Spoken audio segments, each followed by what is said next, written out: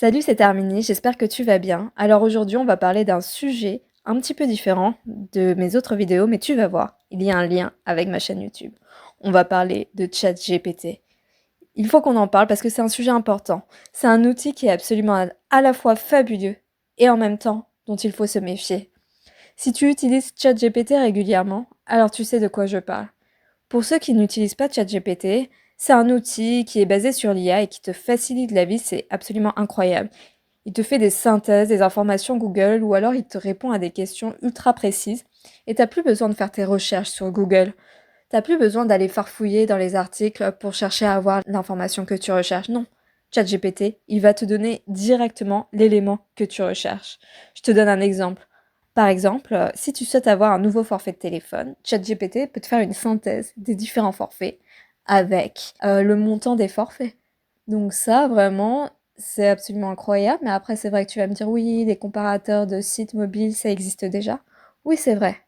Oui, c'est vrai, mais ça existe pour les forfaits de téléphone mobile. Mais par contre, pour d'autres sujets, ça n'existe pas. Si tu souhaites utiliser un autre type de logiciel que tu ne connais pas, hop, ChatGPT, petit comparatif, et c'est fini. Si on prend d'autres cas de figure, tu souhaites partir en vacances, tu souhaites partir en Chine, mais tu n'as absolument aucune idée des démarches administratives à faire. Qu'est-ce que tu fais? Plutôt que d'aller voir les suites du gouvernement, etc., hop, petite question à ChatGPT. Quelles sont les démarches à effectuer si je souhaite partir en Chine? Et c'est fini. Si tu as un problème de plomberie chez toi et que tu n'as aucune idée de ce qui doit être fait, bah hop, ChatGPT, qu'est-ce que je peux faire? Tu vois, c'est ultra simple, ultra pratique et ça te donne des solutions qui sont absolument, voilà, prêtes en main. Mais aujourd'hui, je ne suis pas là pour te présenter les avantages de ChatGPT. On est là pour parler de ta relation avec ChatGPT. Alors oui, tu as bien entendu, ta relation avec ChatGPT. Quelle relation entretiens-tu avec ChatGPT? Parce que oui, on a une relation avec des personnes, mais on a aussi des relations avec des objets, avec des logiciels. Que ce soit ton téléphone, ton appartement, tes habits, tu as une relation avec chacun d'entre eux. Et ChatGPT n'y fait pas exception. Et tu vois, je vais m'adresser principalement à ceux qui utilisent souvent ChatGPT parce que ce sont eux qui sont les plus susceptibles de développer cette fameuse relation de dépendance avec ChatGPT. Tu me diras si tu vois la même chose que moi en commentaire. Tu vois, au départ, tout va bien. ChatGPT répond bien à tes questions, il te donne des solutions auxquelles tu n'aurais pas pensé, il te facilite le travail, c'est absolument incroyable. Et puis, tu commences à l'utiliser de plus en plus souvent. Tu vois sa plus-value, tu vois vraiment sa valeur.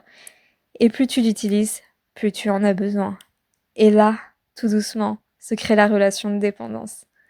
De quelquefois, tu l'utilises tout le temps, pour tout et n'importe quoi. Et c'est tellement plus simple et plus facile et plus pratique que Google que ChatGPT te devient complètement indispensable. Et ça, c'est la phase de lune de miel. Mais au bout d'un moment, comme dans toute relation, il commence à y avoir des petits soucis. Tu sais bien que tout logiciel est imparfait par définition. Et ChatGPT ne fait pas exception. Il y a des fois où il va répondre à côté alors que tu as bien défini ton prompt.